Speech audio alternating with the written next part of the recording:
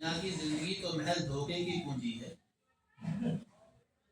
دنیا میں کوئی شخص اس حقیقت کا انکار نہیں کہ جو شخص بھی یہاں آیا ہے اسے ایک نہ ایک دن اس دنیا کو چھوڑ پڑنا، نہ کوئی یہاں ہمیشہ رہا ہے نہ کبھی رہے گا۔ اس میں مومن کافر یا امیر غریب وغیرہ میں کوئی فرق نہیں، بلکہ موت ہر ایک کو آنی ہی ہے۔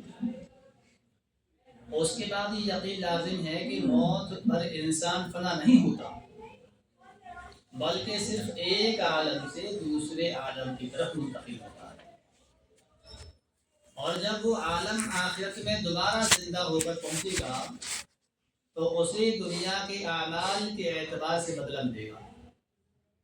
اگر نیک اعمال ہوں گے تو ناقابل تصور انعامات سے نوازا جائے گا، اور اگر بدعقیدگی اور بدعملی کے ساتھ دنیا کی زندگی گزری ہوگی تو قیامت میں اس کا بدترین خمیازہ بھگتنا پڑے گا۔ اور جزا و سزا یہ خدائی نظام اتنا مضبوط اور مستحکم ہے کہ کسی کے ساتھ ادنا سی بھی زیادتی نہ ہوگی۔ بس وہاں سارے لوگ دو فرقوں میں بٹ جائیں گے۔ ایک تعداد وہ ہوگی جن کو جنت کا پروانہ ملے گا، اور دوسرے وہ ہوں گے جنہیں جہنم میں گھسیٹ کر لے جایا جائے گا۔ لہذا جسے جہنم سے بچا کر جنت میں داخلے کا موقع عطا ہوا وہی شخص کامیاب اور اپنی مراد کو پہنچ جائے گا انشاءاللہ۔ لہذا ہر صاحب ایمان کو چاہیے کہ وہ اس منزل تک پہنچنے کی ہر ممکن کوشش کرے اور دنیا کی زندگی کو مقصود نہ بنائے، کیونکہ یہ دنیا کی زندگی تو چند روزہ اور محض دھوکے کا سامان ہے، اور جو اس کو مقصود بنائے گا وہ سخت خسارے میں رہے گا اور اسے بہرحال کافی افسوس ملنا پڑے گا۔ اس آیت مبارکہ میں جو حقیقت بیان کی گئی ہے، ہر مسلمان کو ہر وقت اس کا انتظار رہنا چاہیے۔ یہی تصور آخرت انسان کو نیکیوں پر آمادہ کرنے اور برائیوں سے اجتناب کرنے میں سب سے زیادہ مؤثر ثابت ہوتی ہے۔ ان دو باتوں کے لیے نیک اور بدی دونوں ہیں، ایک دوسرے کی ضد ہیں، ان کے درمیان میں وہی تعلق ہے جو روشنی اور تاریکی میں ہوتا ہے۔ روشنی جب آ جاتی ہے تاریکی اپنا منہ چھپانے پر مجبور ہو جاتی ہے۔ بدی ایک باطنی تاریکی ہے اور نیکی ایک روحانی نور ہے۔ انسان کی زندگی جب نیکیوں سے منور ہوتی ہے تو گناہ کی تاریکیاں اس کے دل، اس کے بدن کے ظاہری اعضاء سے رخصت ہونے لگتی ہیں، اور رفتہ رفتہ اس کا ظاہر و باطن نیکی کے نور سے ایسا منور ہو جاتا ہے کہ عام انسان بھی اس کو محسوس کر لیتا ہے۔ نیکیاں جس طرح سے انسان کے وجود سے گناہ کی تاریکیوں کو دور کرتی ہیں، وہی اس کا ایک عمدہ اثر یہ ہوتا ہے کہ نیکیوں کے اثر سے اللہ تعالیٰ فرشتوں کی ریکارڈ سے بھی برائیوں کو مٹا دیتا ہے۔ چنانچہ انسان قیامت میں جب اللہ کے سامنے حساب کے لیے پیش ہوگا تو نیکیوں کی برکت سے بہت سے اس کے گناہ اس کے نامہ اعمال میں موجود نہیں ہوں گے، اور آدمی ان گناہوں کے حساب عذاب سے بچ جائے گا۔ یہ اللہ رب العزت کا کتنا بڑا کرم ہے کہ اس نے نیکیوں میں ہم بندوں کے لیے دوہرے فائدے رکھے ہیں۔ ایک فائدہ تو یہ ہے کہ نیک کاموں پر انسان کو اجر و ثواب اور انعام ملتا ہے، اور دوسرا اہم فائدہ یہ ہے کہ ان نیک کاموں کی برکت سے آدمی کی گناہ بھی معاف ہوتی رہتی ہے۔ گویا نیکی کرنے میں عام کے عام خوشیوں کے دام والا معاملہ ہے۔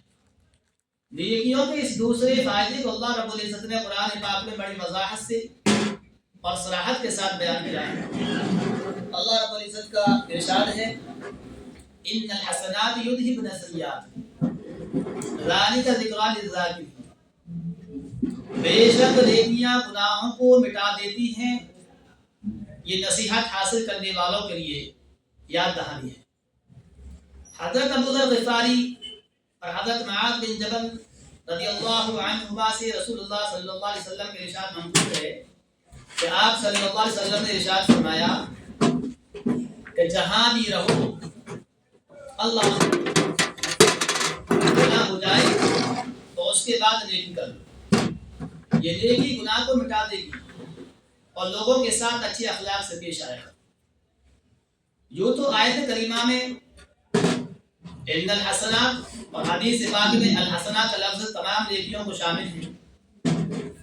اللہ تعالیٰ نے ہر نیکی کے اندر یہ صلاحیت رکھی ہے کہ اس سے گناہ معاف ہو جاتے ہیں، مگر کچھ نیک اعمال ایسے ہیں جن کے بارے میں خصوصیت کے ساتھ قرآن حدیث میں یہ بات آئی ہے کہ اللہ تعالیٰ ان کی برکت سے گناہوں کو معاف فرما دیتے ہیں۔ اس تحریر سے مقصود ایسے ہی اعمال کو بیان کرنا ہے تاکہ ہمیں ان اعمال کی اہمیت اور قدر ہو، قیمت سے آگاہی ہو اور ہم ان کی طرف متوجہ ہوں۔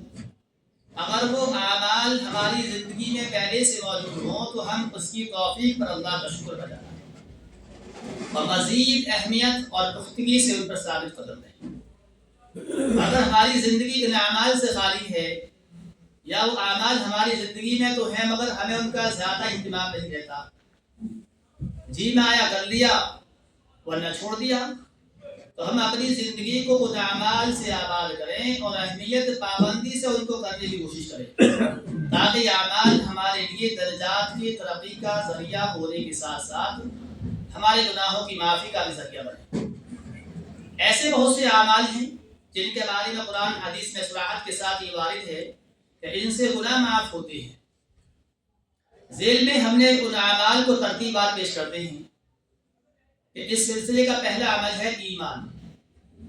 ایمان اصل میں دل کا عمل ہے کہ آدمی اللہ تعالیٰ کو اپنا خالق مالک، اپنا معبود مانے اور اسی کو عبادت بندگی کے لائق سمجھے اور اس کے بھیجے ہوئے آخری نبی جناب محمد رسول اللہ صلی اللہ علیہ وسلم کو آخری نبی مان کر آپ ہی کے بتلائے ہوئے طریقے کو اپنی اور انسانیت کی نجات کا ذریعہ سمجھے۔ یہ ایسا عمل ہے جو سارے اعمال کی بنیاد ہے۔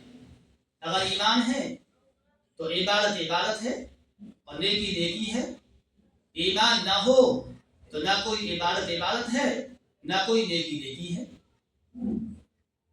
ایمان ایسا عظیم عمل ہے کہ اس کی وجہ سے انسان کی زندگی کے تمام چھوٹے بڑے گناہ معاف ہو جاتے ہیں۔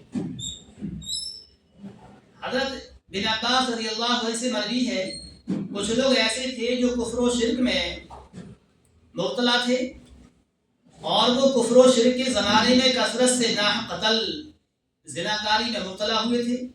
انہوں نے رسول اللہ صلی اللہ علیہ وسلم کے پاس پیغام بھیجا کہ آپ جن باتوں کی دعوت دیتے ہیں وہ بہت اچھی ہیں، مگر ہمیں یہ بتائیں کہ اگر ہم آپ کی دعوت قبول کر لیں تو ہم نے جو گناہ کیے ہیں کیا وہ معاف ہو سکتے ہیں اور ہماری توبہ قبول ہو سکتی ہے؟ ان کے سوال پر اللہ تعالیٰ نے ایک ایسا پیارا اور امید بھرا پیغام بھیجا، اس تاکید سے ان لوگوں کی گناہوں کی مغفرت کا وعدہ کیا اور کس کس انداز سے انہیں ایمان قبول کرنے پر آمادہ کیا۔ قُلْ يَا عِبَادِيَ الَّذِينَ أَسْرَفُوا عَلَىٰ أَنفُسِهِمْ لَا تَقْنَطُوا مِن رَحْمَةِ اللَّهِ إِنَّ اللَّهَ يَغْفِرُ الذُّنُوبَ جَمِيعًا إِنَّهُ هُوَ الْغَفُورُ الرَّحِيمُ وَأَنِيبُوا إِلَىٰ رَبِّكُمْ وَأَسْلِمُوا لَهُ مِن قَبْلِ أَن يَأْتِيَكُمُ الْعَذَابُ ثُمَّ لَا تُنصَرُونَ وَاتَّبِعُوا أَحْسَنَ مَا أُنزِلَ إِلَيْكُم مِّن رَّبِّكُمْ أَن يَأْتِيَكُمُ الْعَذَابُ بَغْتَةً وَهُمْ لَا يَشْعُرُونَ۔ اے رسول صلی اللہ علیہ وسلم، آپ کہہ دیجئے کہ اللہ کا ارشاد ہے، اے میرے وہ بندو جو اپنے آپ پر زیادتی کر گزرتے ہیں، اللہ کی رحمت سے ناامید نہ ہو، بے شک اللہ تعالیٰ تمام گناہوں کو معاف فرما دیتا ہے۔ اس میں کوئی شک نہیں کہ وہ بے حد معاف کرنے والا بڑا ہی مہربان ہے۔ اپنے پروردگار کی طرف واپس آ جاؤ اور اس سے پہلے کہ تم پر عذاب آ جائے، پھر تمہاری مدد نہ کی جائے، اللہ کے فرما بردار بن جاؤ اور اس سے پہلے کہ اچانک تم پر عذاب آئیں گے اور تم کو خبر بھی نہ ہو، اس نہایت اچھی کتاب پر جو تمہارے پروردگار کی طرف سے تم پر نازل ہے پیروی کرو۔ اسی طرح کا ایک دلچسپ واقعہ صحابی رسول حضرت عمر ابن العاص رضی اللہ عنہ کا ہے جو صحیح مسلم میں مذکور ہے۔ حضرت عمرو بن عاص رضی اللہ عنہ سے منقول ہے کہ جب اللہ تعالیٰ نے اسلام لانے کا خیال میرے دل میں ڈالا تو میں رسول اللہ صلی اللہ علیہ وسلم کی خدمت میں حاضر ہوا اور میں نے عرض کیا آپ اپنا ہاتھ بڑھائیے تاکہ میں بیعت کروں۔ بس آپ نے اپنا ہاتھ آگے بڑھا دیا تو میں نے اپنا ہاتھ کھینچ لیا. تو آپ نے فرمایا عمرو تمہیں کیا ہوا؟ یعنی تم نے اپنا ہاتھ کیوں کھینچ لیا؟ میں نے عرض کیا کہ میں ایک شرط لگانا چاہتا ہوں. آپ نے فرمایا تم کیا شرط لگانا چاہتے ہو؟ میں نے عرض کیا کہ یہ کہ میری خطائیں بخشش دی جائیں، بخش دی جائیں. آپ نے ارشاد فرمایا کہ اے عمرو کیا تمہیں یہ معلوم نہیں ہے کہ اسلام قبول کرنا پہلے سب گناہوں کو معاف کر دیتا ہے، اور ہجرت بھی پہلے گناہوں کو معاف کر دیتی ہے، اور حج بھی پہلے گناہ کو ظاہر کر دیتا ہے. ایمان سب سے عظیم الشان نیکی ہے، اس سے پچھلے گناہوں کو معاف ہونا یقینی ہے، اور ایمان کے بعد آئندہ آدمی سے جو گناہ ہوں گے ان کے بارے میں قوی امید ہے کہ اللہ محض اپنے فضل سے اس ایمان کی برکت سے مومن کے بعد کے گناہوں بھی معاف کر دے گا. لیکن ہم تو پیدائش ایمان والے ہیں، تو ہمیں زیادہ فکر کرنی ہے اس بات کی کہ ہم تو شروع سے ہی گناہ کرتے آئے ہیں، اور بیان کب تک کرتے رہیں گے. جو ہے اللہ تعالی ہم نبی توبہ کی توفیق نصیب فرمائے.